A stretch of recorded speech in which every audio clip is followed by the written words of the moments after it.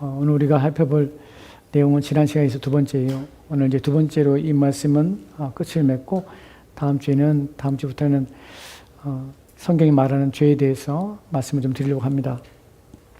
오늘 말씀의 핵심은 그것입니다. 우리가 지난 시간에 이 말씀을 돌아볼 때에 제가 여러분에게 드렸던 이 말씀의 중요성은 이것이에요. 우리가 처음에 하나님께서 우리를 창조하실 때에 죄가 없었을 때에 범죄하기 전에 인간의 마음은 하나님에 대한 의존성을 가지고 있다고 말씀드렸습니다. 그래서 하나님을 의존하는 것이 인간의 본성 속에 본능 속에 존재하고 있었어요. 누구만 의지하면 하나님만 의지해요. 하나님만 의존하게 되는 것은 어떤 의미를 가지냐면 하나님은 완전한 분이고 모든 것에 충족하신 분이기 때문에 그분을 의존하면서 인간은 가장 행복했어요. 가장 복됐어요. 부족함이 없기 때문에 그래요. 왜 그렇죠? 하나님은 온 세상의 주인이세요. 모든 피조물을 창조하신 분이세요. 여전히 세상은 그분의 손에 있고 손에 의해서 존재할 뿐만 아니라 보존되고 운행돼요. 여러분, 봄에 비가 내리고 또한 곡식들이 자라고 싹을 틔우고 또한 결실하게 되고 걷어들여는 이 모든 것들은 자연 법칙을 통하여 되어진 것이 아니라 자연 법칙을 만드신 하나님에 의해서 되어지고 있습니다. 하나님이 그 자연 법칙을 만드시고 내버려 두신 것이 아니라 그 자연 법칙이 자연 그 기능을 하도록 지금도 역사하고 계시다는 사실을 우리는 잊으면 안 돼요. 내가 믿는 하나님은 어떤 하나님이냐면 이 세상의 모든 피조물을 만드시고 그것을 그대로 기계적으로 운영되도록 만들어 놓고 그냥 지켜보신 하나님이 아니라 그것들을 지속적으로 가능하도록 그 기능이 이루어지도록 지금도 일하신 하나님이라는 사실을 아셔야 돼요. 그 성경에서 보존이라는 하나님께서는 그것을 지키시고 이끌어 가시는 것이에요. 들에 풀이 나는 것들은 저절로 때가 돼서 나는 것이 아니라 태양빛을 받고 또한 땅에서 기름지는 것을 영양분을 얻고 또한 물을 얻어 섭수해서 그 씨앗이 가지고 있는 능력이 발화를 하고 그 다음에 줄기를 내고 잎을 내고 꽃을 피는 것이 아니라 하나님께서 여전히 발화하게 하시고 하나님께서 그것을 씨앗이 싹이 트게 하시고 줄기를 내고 꽃이 피게 하신다는 것이에요. 저절로 되는 것이 아니에요. 이 부분을 우리가 이해하지 않고는 이것이 하나님이 일하시는 방법이고 하나님께 성경이 말하고는 하나님에 대한 내용이에요. 그래서 모든 피조물을 어떻게 되냐면 하나님만 바라보게 되는 것이에요. 그래서 성경의 시편에서도 끊임없이 주를 앙망하나이다. 끊임없이 주를 바라보나이다. 누가? 모든 피조물들이 주님을 바라본다고 그래요. 왜냐하면 그분이 먹게 하시고 그분이 자라게 하시며 그분이 살게 하시기 때문에 그래요. 이것이 성경이 말하는 하나님이시고 우리가 믿는 하나님이에요. 우리는 우리의 힘으로 되어지는 것이 아니라 하나님의 능력으로 살고 있다는 사실을 기억하셔야 돼요. 신자가 된다는 사실은 무엇이냐면 내가 그 사실을 이제 이해하게 됐다는 것이에요. 예전에는 내 힘으로 사는 줄 알았어요. 예전에는 내 노력과 내 수고로 인생을 사는 줄 알았어요.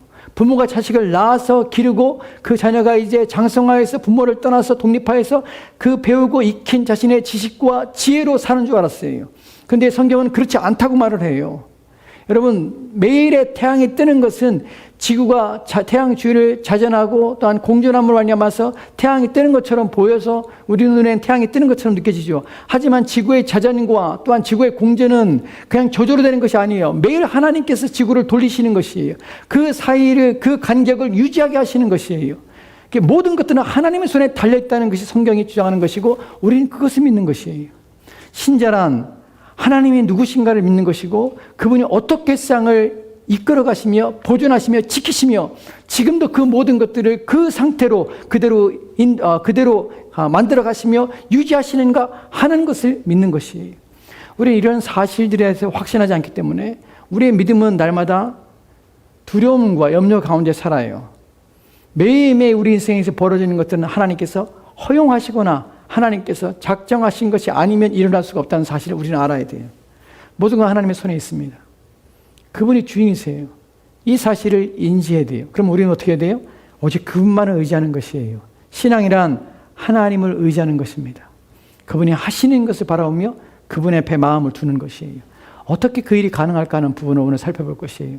오늘 말씀의 중심은 무엇이냐면 그리스도인이 된 상태에서 잃어버렸던 의존, 우리가 하나님만을 바라보게 하나님만 의존하며 살도록, 그래서 우리 마음속에서는 하나님을 바라보고 하나님과 함께 있는 것을 가장 큰 기쁨이며 즐거움이었고 행복이었는데, 타락으로 말미암아서 그것을 잃어버려서 이제는 하나님이 아는 것들을 바라보고 하나님이 아는 것들에 만족을 얻고 하나님 아는 것들에 우리의 삶을 의존하고 의탁하는 이런 우리의 타락한 본성을 가지고 있다는 것이에요.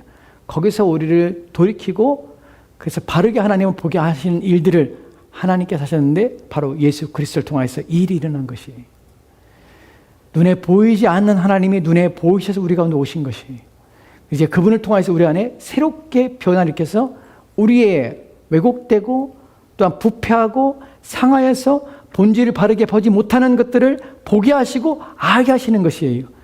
그 성경에서는 그것을 새로 태어남, 중생이란 표현을 쓰는 것이에요. 왜냐하면 거듭남, 그래야 보게 되는 것이에요. 그래서 영적인 것들은 영적인 사람만 보게 되는 것이에요. 오늘 그 부분에서 이제 신자는 어떻게 그런 게 가능하고, 하나님께서 우리를 구원하신 목적들과 또한 그것이 목적을 이루어가는 과정 속에서 어떻게 우리를 그 목적에 이끌어 가시는가 하는 부분을 살펴볼 것이에요. 큰 주기는 이것이에요. 첫 번째는 하나님이 우리를 구원하신 목적이에요. 두 번째는 그 목적의 내용과 목적을 어떻게 이끌어 가시는가 하는 부분에 대해서 살펴볼 것이에요. 첫 번째, 오늘 우리가 살펴볼 본문을 먼저 보도록 합시다. 빌립보서 2장 12절과 13절 말씀이에요. 오늘 우리가 함께 읽었던 이 내용은 한글 개역 성경에 있는 내용입니다. 무슨 말이냐면 예전 성경의 번역본이에요. 오늘 우리가 사용하고 있는, 우리가 또한 읽고 있는 번역본은 개역 개정이죠. 옛날 개역 한글 버전에 이렇게 읽겠어요. 그러므로 나의 사랑하는 자들아, 너희가 나 있을 때뿐만 아니라 더욱 지금 나 없을 때에도 항상 복종하여 두렵고 떨림으로 너희 구원을 이루라. 이것이 우리에게 주신 명령이에요. 너희 구원을 이루라. 그래서 우리가 해야 될 일이에요.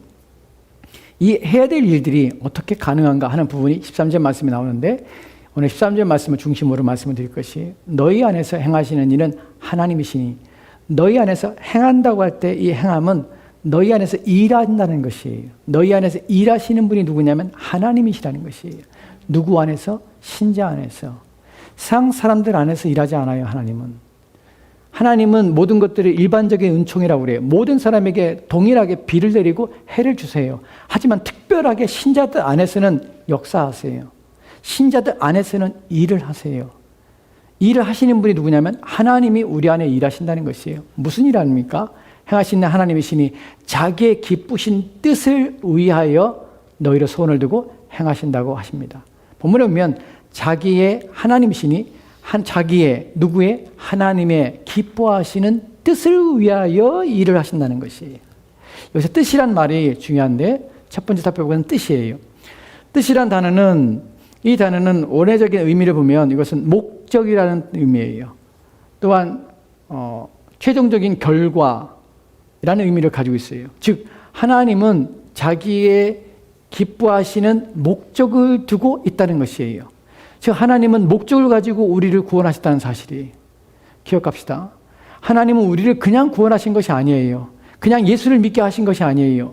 우리를 하여금 거듭나게 하셔서 하나님이 누구신지를 알게 하시는 그 사건들이 일어나게 할 때에 그냥 되어지는 것이 아니라 목적과 뜻을 가지고 한 것이에요. 계획을 가지고 계시다는 것이에요.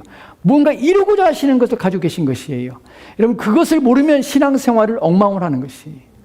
예수 믿고 나서 왜 예수를 믿고 있는지, 교회 생활을 왜 해야 되는지를 모르는 것이에요. 교회 생활이 뭔지를 모르는 것이에요. 그러니까 교회 와서 헛된 짓을 하는 것이에요. 무엇을 모르니까 하나님이 우리를 구원하신 목적과 뜻이, 그분의 계획이 무엇인지를 모르니까 교회 와서 자기는 신앙생활 한다고 그래요.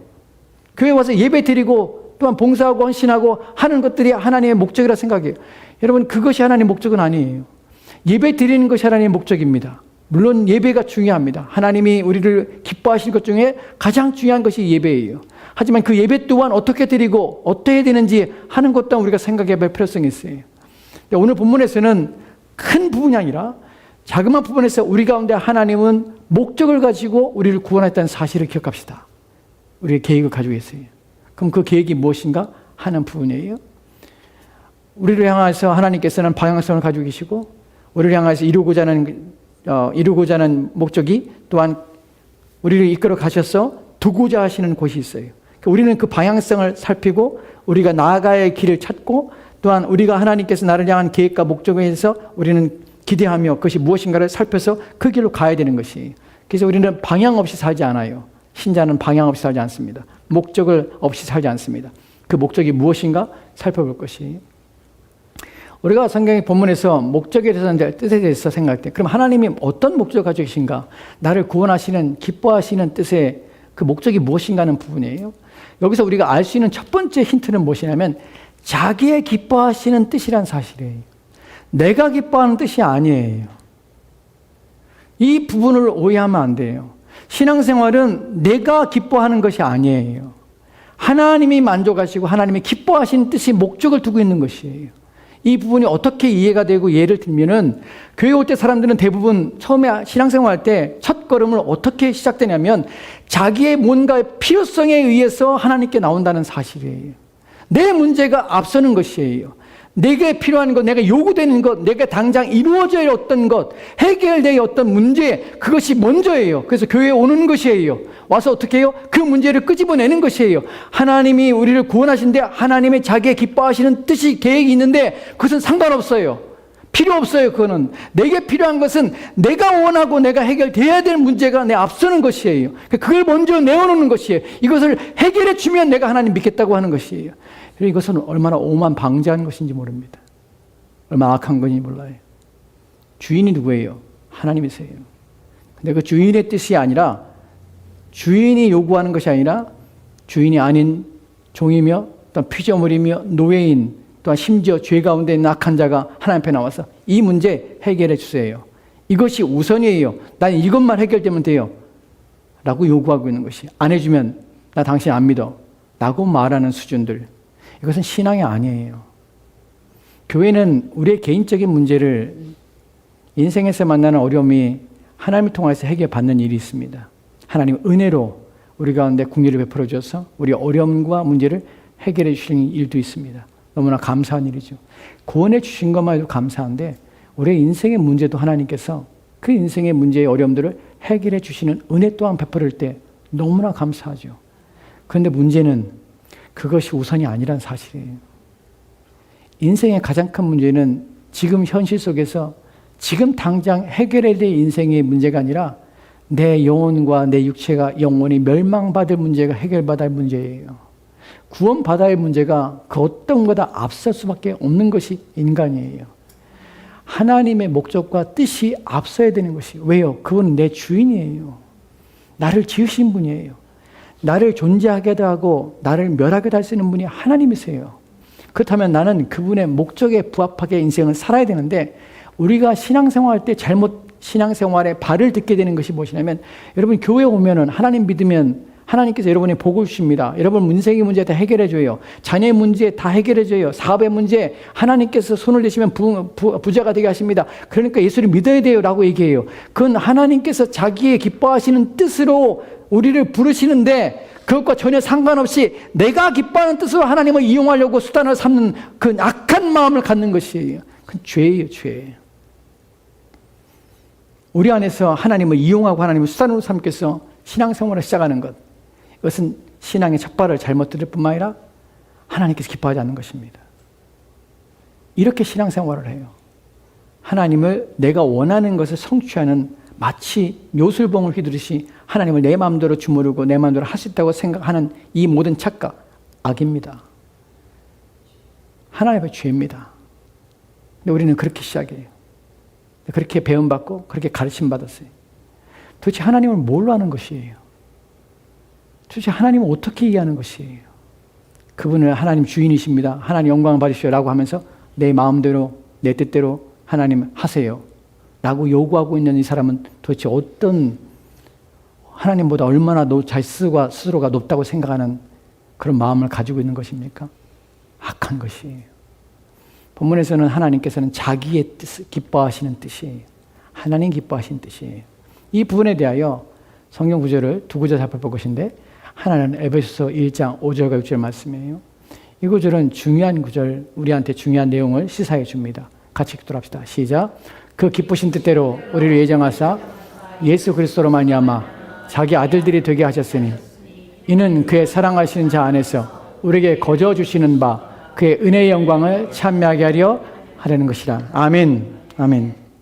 본문에 보면 그 기쁘신 뜻대로 누구예요? 하나님이 기뻐하신 대로 동일해요. 우리가 빌립보서 2장 13절 말씀에서 하나님이 자기의 기뻐하신 뜻대로 우리 안에 행하고 계세요. 마찬가지 우리 구원하신 목적이 뭐예요? 그분의 기쁘신 뜻이에요. 그분이 기뻐하시는 것이, 하나님이 기뻐하시는 것이, 하나님이 원하시는 것이, 하나님이 바라시는 것이 우리한테 있다고요. 그래서 우리를 구원하신 것이에요. 그 자기의 기쁘신 뜻대로 우리를 예정하신 것이에요. 우리를 정하시는데 하나님께서는 우리의 뜻을 이루기 위해서, 우리의 소원을 이루기 위해서 존재하신 것이 아니라 그분의 뜻과 그분의 계획을 위하여 우리를 예정하신 것이, 우리를 불러내신 것이에요. 우리를 택하여 주신 것이에요. 누구 안에서요? 예수 그리스도 안에서. 그래서 자기 아들들이 되게 하신 것이. 우리가 그리스도인 되어서 하나님의 자녀가 되는 것은 하나님이 기뻐하신 것이에요. 자기의 뜻을 이루기 위해서 아들들이 되게 하신 것이. 첫 번째로는 우리가 아들이 되게 하는 것이 하나님의 뜻이었어요. 누구의 아들이요? 하나님의 자녀예요. 여러분, 아들이라는 표현은 누구를 닮은 것이, 누구에게서 나는 것이 하나님께 났어요. 그럼 아들이란 자녀라는 의미는 무슨 의미를 가질까요? 아버지를 닮은 것이. 여기서 우리가 하게 되는 하나님이 자기의 기뻐하시는 뜻으로 우리를 예정하시고 그 아들을 말미암아 자기의 아들들이 되게 하신 것은, 하나님이 아들이 됐다는 것은 하나님을 닮은 자가 되는 것이에요. 자녀는 누굴 닮습니까? 부모를 닮지요. 만약에 자녀가 났는데 옆집 아저씨를 닮았어. 그럼 어떻게 되겠어요? 자녀는 부모를 닮아요. 아들들이 된다는 것은 내 아버지이신 하나님을 닮는 것이에요. 그렇게 해서 우리를 택하신 것이. 두 번째, 부모의 자기 아들이 되게 하셨어요. 이는 왜냐하면, 이는 왜 그렇게 하냐면 그의 사랑하신 자 안에서, 바로 예수 그리스도 안에서 우리에게 거저 주시는 바, 우리에게 값없이 그냥 주시는 바, 그의 은혜의 영광을 찬미하게 하는 것이.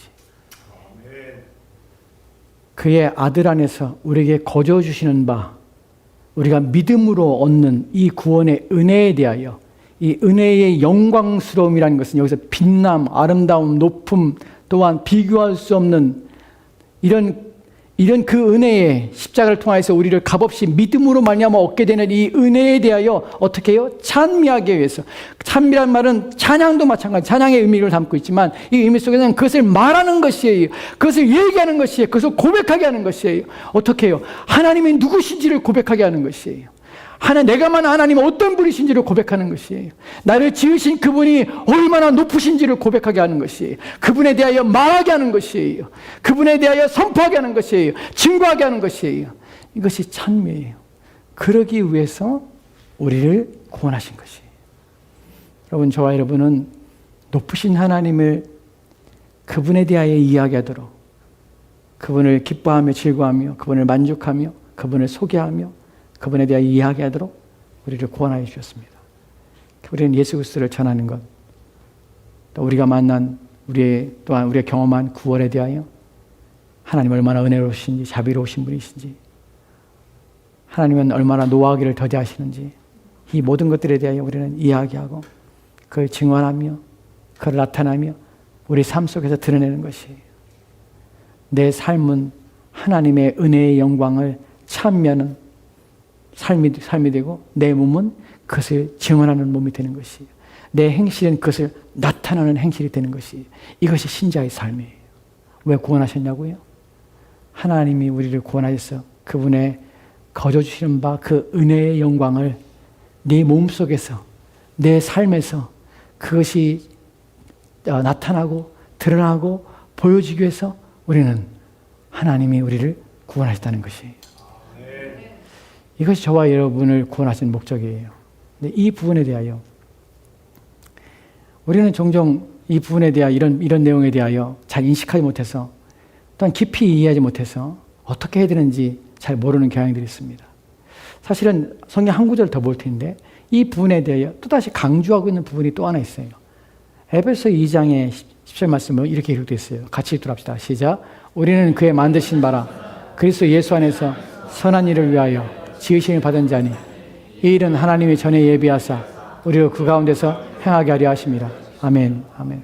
본문에서도 우리는 그의 만드신 바라. 누가? 하나님 우리를 만드셨어요. 여기서의 만드신 바라는 의미는 처음에 창조로서 인간을 창조했다는 것이 아니라 우리를 그리스도 안에서 새롭게 새 창조돼서 우리는 그리스도인이 되었다는 말이에요. 너희를 그리스도 안에서 불러내어서 그리스도인이 되게 하셔서 새로운 창조. 왜냐하면 예전 것과 전혀 다른 새로운 마음을 갖게 됐고 하나님에 대한 인식, 영적인 것에 대한 분별력 이런 걸 가졌기 때문에 새로운 만드신 것이에요. 만드신 바라. 그리스도 예수 안에서 왜요? 선한 일을 위하여.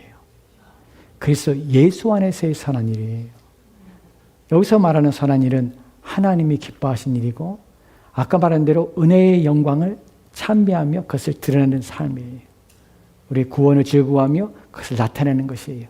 그래서 이 일은 하나님이 전에 예비하셔서 우리로 그 가운데서 행하게 하려 하십니다. 즉 하나님의 목적과 하나님의 계획은 우리로 하여금 구원하셔서 누구를? 하나님을 드러내게 하는 것이에요. 하나님을 나타나게 하는 것이에요. 그분이 어떤 분이신지를 보이게 하시는 것이에요. 그래서 우리는 누굴 닮아야 돼요? 하나님을 닮아야 되는 것이에요. 그럼 아까 우리가 살펴봤던 빌립보서 2장 12절 말씀, 13절 말씀에서 그 뜻, 자기의 기뻐하시는 뜻으로 우리 안에서 행하신다는데 그 다음에 나온 내용이 뭐냐면 우리 안에서 너희로 소망 안에서 너희에게 소망을 두고 행하시나니라고 마지막 말씀에 말하고 있습니다. 이 부분을 생각해 보도록 합시다. 하나님께서 너희 안에서 그는 너희 안에서 일하시는데 어떻게 일하시냐면 자기의 기뻐하시는 뜻을 계획을 성취하기 위해서 일하는데 그 방식이 뭐냐면 너희에게 소망을 두고 행하게 하심으로라고 표현하고 있어요. 너희 안에 소원을 두고 행하는 것이 우리 안에 소원을 둔다고 그래요. 누가요? 하나님의 소원이에요. 근데 아까 첫 번째 초강형제 첫 번째 구절에서 아까 이 구절이 개역 한글 성경이에요. 한글 개역이에요. 예전 성경이에요. 예전 성경의 마지막에 보면 자기의 기쁘신 뜻을 위하여 너희로 소원을 두고 행하게 하신다라고 말씀하고 있어요. 생각해 봅시다. 본문을 어떻게 읽으면 문제가 되냐면 너희로 소원을 두고 행하게 하신다는 이렇게 번역하면은 이것이 사실은 문제가 돼요. 왜 문제가 되냐면 다시 뒤로 넘어갈까요? 초양제. 그래서 뒤에 골로새서 2장 13절 말씀 봅시다. 아래에 있어요. 없어요? 네. 이거는 개역 개정입니다. 지금 우리가 읽은 성경이에요. 뭐가 다른지 봅시다. 너희 안에 생활하시는 하나님이시니 자기의 기쁘신 뜻을 위하여 너희에게 소원을 두고 행하세요. 아까는 뭐라고요? 너희로 소원을 두고 행하세요. 이것을 한글을 잘못 읽으면 어떻게 되냐면요. 너희로 소원을 두면 너희가 소원을 갖는 거야. 내가 소원을 갖는 것이 되는 것이 내가. 근데 개역개정에서는 그것을 고쳤어요. 어떻게? 너희에게 소원을 둬요. 그럼 어떻게 해요? 너희에게 소원을 누가? 하나님이 주시는 거예요, 소원을.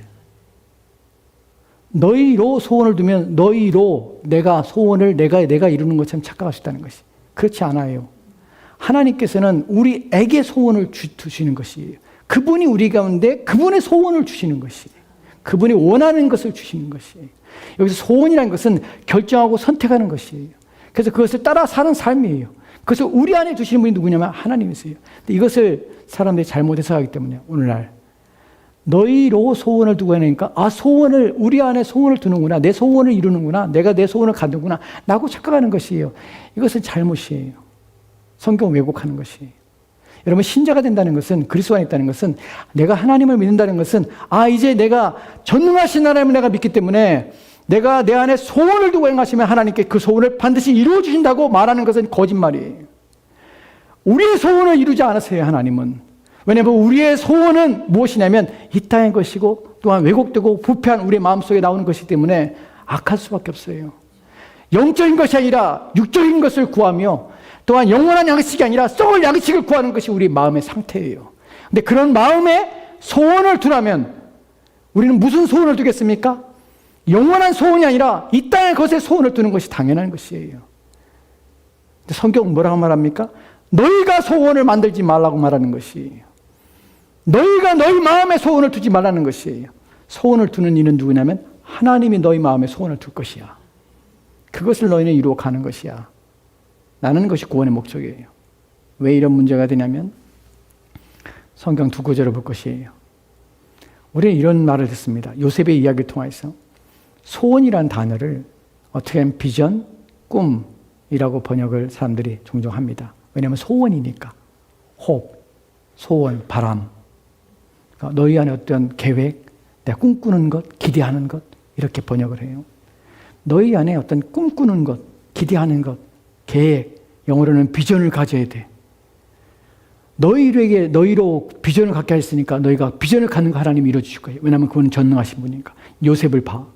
그는 얼마나 비전의 사람이냐, 꿈의 사람이냐. 그는 꿈을 꾸는 자야. 그래서 형제들은 그를 별명을 짓기를 꿈꾸는 자가 오는도다 이런 표현을 쓰는 것이야. 인생은 꿈을 꿔야 돼. 큰 꿈을 꿔야 돼. 큰 비전을 가져야 큰 사람이 되는 것이야. 하나님께서는 우리 가운데 그런 비전을 주고 꿈을 꾸고 또한 그런 계획을 가지는 것을 기뻐하시오. 그래서 그것을 이루기를 우리를 도와주실 것이야. 라는 말을 해요. 그래서 요셉은 어떻게 했습니까? 꿈을 꿨어요. 비록 형제들이 그를 웅덩이에 빠져서 그를 죽음에 처하는 죽이려고 하는 상황이 있었지만은 여전히 그 꿈을 가졌고 또한 애굽에 팔렸을 때 보디발의 집에서 고난을 당했지만 여전히 비전을 가지고 그 모든 것에 낭망하지 않고 여전히 그 꿈이 이루어지기를 그 꿈을 위해서 애를 썼고 또한 감옥에 갇혔을 때도 그는 결코 그의 마음속에 속상함과 또한 그 자신의 꿈에 대해서 비전을 잃지 않고 여전히 그 일을 위해서 매진하였고 그래서 그 꿈을 이루기 위해서 끝까지 견뎌냈고 결국에는 애굽의 총리가 되는 그런 위대한 사람이 됐던 것이야. 너희는 이런 소원을 마음속에 둬야 돼. 너희 마음속에 이제 하나님 믿었으니 이제 너희 마음속에 큰 비전을 가지고 인생을 살아야 돼 라고 가르쳐요. 이것이 얼마나 사기인 줄 아십니까? 거짓말이에요. 왜 거짓말인지 아세요? 요셉은 한 번도 자기가 꾸지 않았어요. 그가 꾼 꿈은 꾸어진 것이에요. 내가 꾼 것이 아니에요. 하나님이 그에게 꾸게 하신 것이에요. 하나님이 그에게 꾸게 하실 때에 그는 그 꿈이 무엇인지 몰랐어요. 여러분, 그가 형제들에 의해서 미움받을 때도 그는 그것을 참아내는 것이 아니라 그것을 아버지한테 얘기하며 형제들이 자기를 미워하는 것에서 견디지 않았어요. 그를 웅덩이에 빠졌을 때 그는 애걸하며 살려달라고 합니다. 자기의 꿈을 위해서 인내하지 않았어요. 보디발의 집에 갔을 때, 종로를 할 때 그는 그 노예 생활하면서 그 꿈 때문에 참은 것이 아니었어요. 어쩔 수 없이 자기가 팔려온 그 신세 때문에 어쩔 수 없이 사는 것이. 그 감옥에 갇혔을 때 심지어는 뭐라고 말합니까? 감옥에 갇혀서 그것이 감옥에 갇혀서 사는 그 모든 사람들이 내 꿈을 이루기 위한 과정이고 그래서 인내의 과정이고 내가 애굽의 총리가 되는 과정이기 때문에 나는 참고 견딜 거야. 그래 나는 내 꿈을 이루어질 것이야 라고 한 줄 아십니까? 천만에요. 그는 낙심했습니다. 도망치고 싶었어요. 벗어나고 싶었어요. 그래서 뭐라고 말한 줄 아십니까? 거기 같이 들어온 술 맡은 관원과 떡 맡은 관원이 들어왔을 때 그들이 동시에 꿈을 꿉니다. 그 꿈을 해석해 주면서 요셉이 술 맡은 관원에게 부탁하는 말이 있어요. 창세기 40장 14절 말씀 보면 이렇게 읽겠습니다. 같이 읽읍시다. 시작. 당신이 잘 되시거든 나를 생각하고 내게 은혜를 베풀어서 내 사정을 바로에게 이르 아뢰어 이 집에서 나를 건져줬으니 아멘. 당신이 잘 되거든 나를 생각해달라. 내게 은혜를 베풀어서 내 사정을 바로에게 얘기해줘서 이 집에서 나를 건져주세요. 이 감옥에서 나를 끄집어주세요. 나는 정말 억울하게 온 것이에요. 제발 나는 여기 있고 싶지 않아요. 나는 이런 일이 내게 벌어진 것이 나는 못 견디겠어요. 제발 나를 피하게 해주세요. 여러분, 비전을 위해서 비전의 사람은 인내하고 참고 견디며 또한 그것을 감당하며 또한 앞을 바라보며 미래를 바라보며 자기가 되어질 상황들을 바라보며 견디며 또한 수고하며 애쓰는 것에 대하여 낙심하지 않고 절망하지 않고 그런 것이 아닙니다. 요셉은 낙심했어요. 그래서 부탁하는 것이 제발 나를 기억해달라. 제발 나를 건져내달라. 제발 구원해달라. 요셉은 비전을 가진 것이 아니에요. 그런데 이 일을 누가 하신 것이에요? 하나님이 그렇게 하시기를 기뻐하신 것이 그를 두신 것이에요. 그래서 거기서 못 견디지만 버텨내는 것이 그냥. 여러분, 이 부분이 시편에 보면 105편 17절 19절 말씀에는 이렇게 기록되어 있어요. 같이 읽읍시다. 시작. 그가 한 사람을 앞서 보내셨으며 요셉이 종으로 팔렸도다. 그의 발은 착고를 차고 그의 몸은 쇠사슬에 메었으니 곧 여호와의 말씀이 응할 때까지라. 그의 말씀이 그를 단련하였도다. 아멘. 이 구절을 생각해 누구에 대한 이야기입니까? 요셉에 대한 이야기예요. 그가 한 사람을, 여기서 그는 누구입니까? 하나님이에요. 한 사람을 앞서 보내셨으며 한 사람을 앞서 보냈어요. 누구를 보냈어요? 요셉을 하나님이 보내신 것이. 왜 보냈어요? 창세기 15장에서 16절 말씀에 하나님께서 아브라함에게 얘기하십니다. 아모리 사람의 죄악이 아직 가득 차지 않았어. 그래서 이 땅을 아직 너희 자손들에게 주지 못해. 400년 동안 너희 자손들은 애굽에 갔다가 거기서 내가 불러올 거야. 그 과정이 하나님께서 아브라함에게 주셨던 그 약속을 성취하기 위해서 하나님께서는 누구를? 요셉을 택하신 것이. 그리고 그를 앞서 보내신 것이. 앞서 보내는 과정은요, 요셉이 결코 원하지 않는 방식이에요. 그는 팔려서 형들에게 죽음을 당할 수 있는 위기였어요. 르벤이 안 했으면 죽었어요. 유다가 안 했으면 죽었어요. 간신히 살아서 생명만 부지해서 보디발의 집에 가서 노예로 팔린 것이에요. 거기서도 견딜 수가 없었어요. 근데 또 심지어는 감옥에 가요. 견딜 수가 없어서 자기를 살려달라고 그래요. 그런데도 잊어버려요. 나중에 술 맡은 가론이 성경에 뭐라고 표현됐냐면 요셉을 기억하지 아니하였더라고요. 요셉은 술 맡은 가론이 나가자마자 자기 얘기를 해서 자기를 건져낼 줄 알았어요. 근데 아무 일도 일어나지 않아. 이것은 절망이에요. 본문에 보면 앞서 보내셨으며 요셉이 종으로 팔렸어요. 그의 발은 착고에 차이고 그의 몸은 쇠사슬에 매었으니 언제까지? 여호와의 말씀이 응할 때까지. 누가 그 안에 소원을 두신 것입니까? 하나님이 하나님. 언제까지? 그의 말씀이 응할 때까지. 그의 말씀이 그를 단련하신 것이에요. 내가 한 것이 아니에요. 내가 비전을 품고 꿈을 꾸어서 위대한 사람이 되는 것이 아니라 하나님이 나를 단련하는 것이에요. 하나님이 내 안에 소원을 두시는 것이에요. 무슨 소원? 하나님이 아브라함에게 주셨던 그 약속을 성취하기 위해서 요셉을 먼저 보내시고 애굽에서 400년 동안 이스라엘 백성들을 거하게 하셔서 그곳에서 건져내시려는 그 하나님의 계획, 그것을 이루시기 위한 방편으로 요셉은 사용된 것이에요. 근데 우리는 우리의 뜻이 이루어지길 바라죠. 우리의 계획을 내놓고서는 하나님 이것을 이루어지게 해달라고 얘기해요. 그래서 이런 본문을 가지고 자기 마음대로 해석해요. 전혀 그렇지 않아요. 본문에서 우리가 눈여겨봐야 될 단어가 무엇이냐면 그의 몸은 쇠사슬에 매였다는 것이.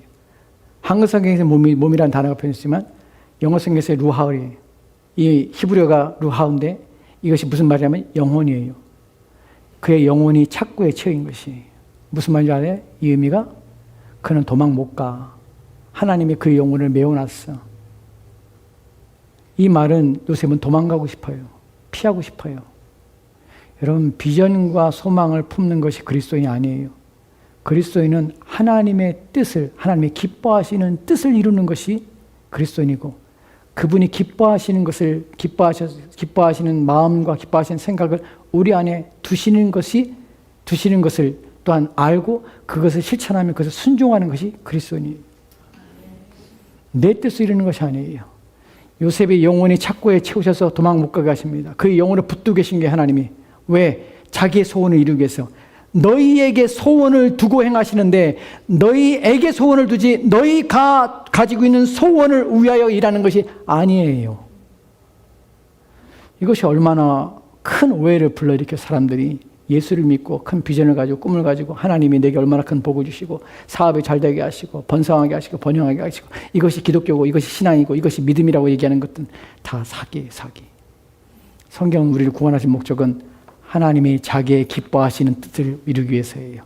그리고 우리 안에 누구의 소원을 둡니까? 우리의 소원을 두는 것이 아니에요. 오히려 신자는 자기의 소원을 죽이는 것이에요. 내 소원, 내 일어나서 내 마음에 일어나는 것들을 죽이는 것이에요. 그것이 꿈이 아니라는 사실을 아는 것이에요. 이것은 헛된 것이라는 것을 아는 것이에요. 오직 누구만 하나님이 주시는 생각, 하나님이 주시는 계획, 하나님이 주시는 뜻만을 우리 안에 두는 것이에요. 이것이 신자예요. 이것이 그리스도인이에요. 그것을 이뤄가는 것이에요. 다시 한번 13절 말씀 다시 한번 보도록 합시다. 기쁘신 뜻을 위하여 너희 안에 소원을 두고 하나님의 계획과 하나님이 선택할 수 있는 것을 하나님의 뜻을 우리 안에 두세요. 그것이 무엇이라고요? 하나님의 은혜의 영광을 찬미하고 하나님을 나타내며 드러내는 것이. 그것을 의미하는 바는 전제는 내가 하나님을 닮는 것이. 내가 그리스도 안에서 그리스도 형상을 본받는 것이. 그분을 보는 것이, 그분의 성품과 인격을 내 안에 두는 것이. 하나님은 그것을 우리 안에 둡니다. 그리고 그것을 행하게 하시는 것이. 그래서 그 일을 위해서 애를 쓰는 것이에요. 이게 신자의 신앙생활이에요. 신자는 누구를 닮아야 합니까? 아버지인 하나님을 닮은데 아버지는 눈에 보이지 않아요. 눈에 보이시는 아버지가 있어요. 누구냐면 아버지의 형상을 그대로 닮으신 예수 그리스도. 그분을 범으로 우리는 아버지를 봐요. 빌리 말하죠. 아버지 우리가 본 적이 없는데 어떻게 아버지를 압니까? 내가 나를 보았는데 아버지를 보지 못했느냐? 예수님 자체가 보이신 하나님으로 이 땅에 오신 것이. 우리는 예수 그리스도를 볼 때에 하나님을 보게 되는 것이. 마지막으로 우리가 살펴볼 것이 12절 말씀에서 너희 안에 행하시는 일은 하나님이시니 자기의 기쁘신 뜻을 위하여 너희를 위해 소원을 두고 행하게 하시나니 이것은 하나님께 우리 안에 하시는 것이에요. 무슨 일을 행하시냐? 그 위에 있는 그러므로 나의 사랑한 자들아 너희가 나 있을 때뿐만 아니라 더욱 지금 나 없을 때도 항상 어떻게 해요? 복종하라. 누구에게? 하나님께 복종하라. 두렵고 떨림으로 너희 구원을 이루라. 이것이 우리가 여지껏 살펴봤던 전체의 내용이에요. 우리의 구원을 이루어가는 것을 위하여 우리의 구원의 목적과 내용은요. 하나님의 형상을 담는 거죠. 그 아들의 형상을 담는 것이. 그것을 위해서 우리의 구원을 이루는 것이. 왜 우리가 그렇게 해야 됩니까? 어떤 상태로?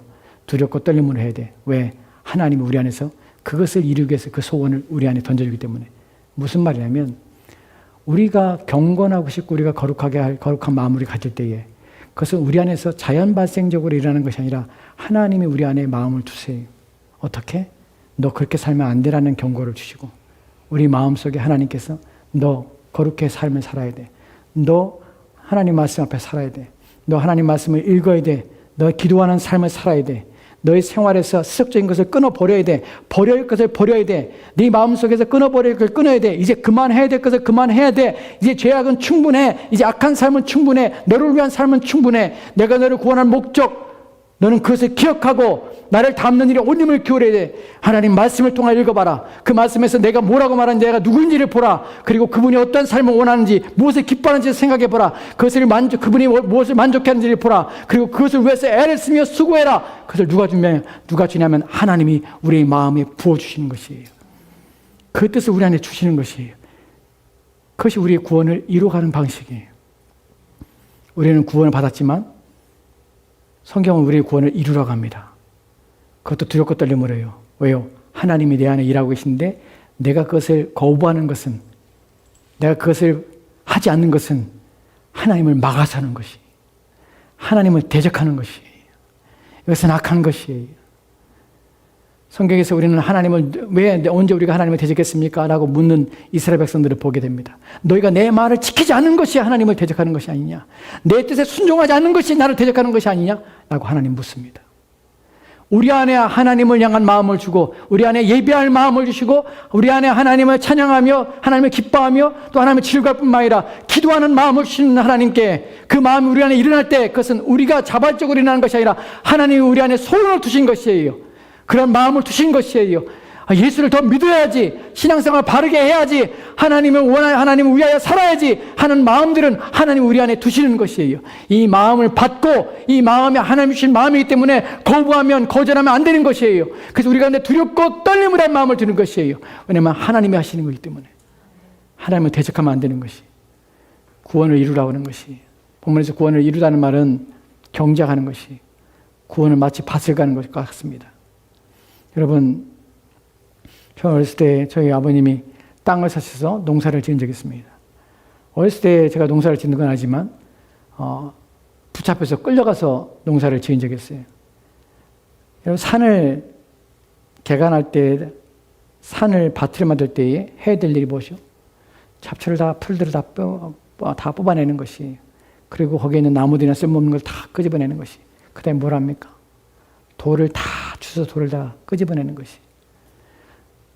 맨 산을 밭을 일구는데 거기에 끌려가서 땡볕에서 그 짓을 하고 있는데 정말 죽겠더라고요. 어렸을 때 끌려가서 광주리 하나 메고서는 그 쪼그리고 앉아서 그 안에 있는 돌들을 다 긁어내는 거예요. 다 돌들을 주워내는 거예요. 그걸 날라서 버리는 것이. 밭을 만들 장소에서 그것을 그 집만 몇 주 하는지 몰라요. 왜냐하면 산에 있는 노지를 밭을 만들기 위해서는 그런 일을 해요. 그 다음에 무슨 일 합니까? 돌을 다 건져낸 다음에는 땅을 이제 갈아엎어요. 계속 갈아엎어요. 왜냐하면 굳어 있으니까. 이렇게 부드럽게 만들어요. 그 갈아엎는 작업을 계속 해요. 그 땅을 부드럽게 만들어요. 그리고 뭐예요? 이제 고랑을 만들고, 그 물기를 만들고, 그리고 씨앗을 심기 시작합니다.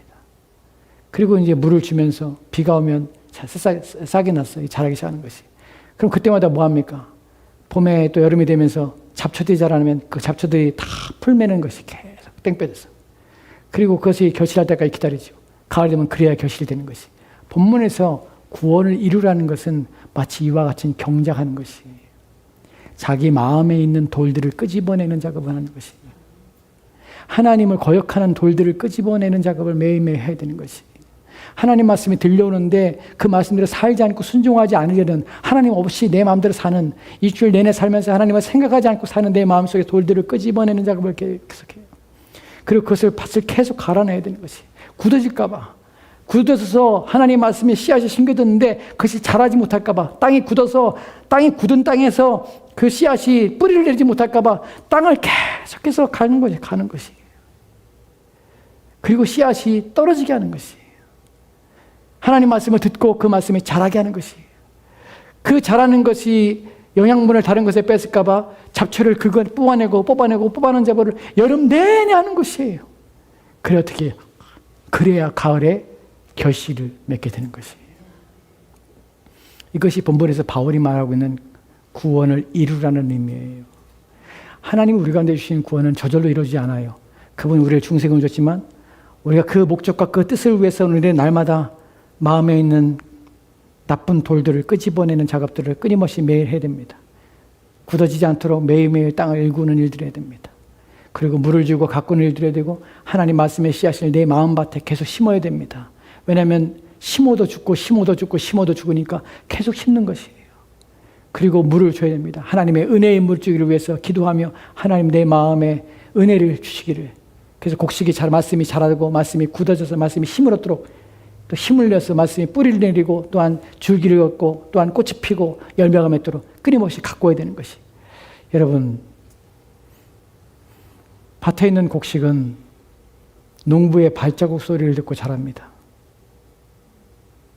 농부가 얼마나 그 밭에 자주 가면 자주 갈수록 곡식은 더 풍성한 결실을 맺어요. 농부의 발걸음이 밭에 점점 멀어지고 그 소리가 드물어지기 시작하면 그 밭은 엉망이 되는 것이에요.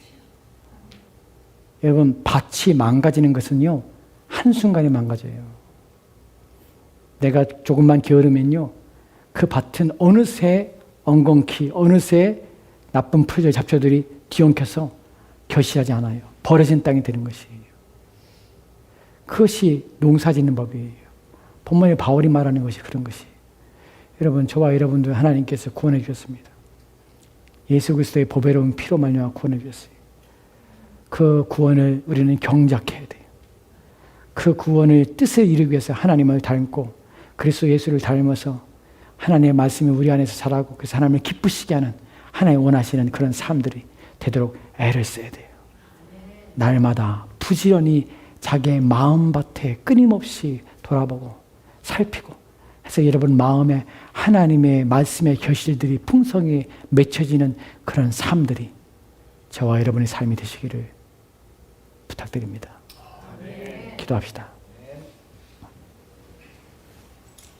하나님, 오늘 우리가 주의 말씀을 통해서 우리의 구원을 어떻게 이루어가시며 우리 안에 하나님께 어떻게 역사하시는지를 봅니다. 그 말씀 앞에, 또한 그 부르심 앞에, 그 명령 앞에 순종하여 우리의 구원을 이루어갈 수 있는 은혜를 주시옵소서. 우리 마음을 살필 수 있는 지혜를 주시고 또한 우리의 신앙과 믿음을 자라게 할 수 있는 일에 온 힘을 기울이도록 도와주옵소서.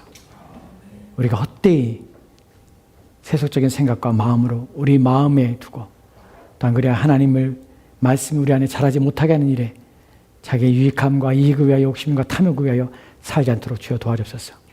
우리는 그리스도인이요 신자이며 또한 그리스도를 닮기 위하여 부르신 받은 자임을 기억하게 도와주옵소서.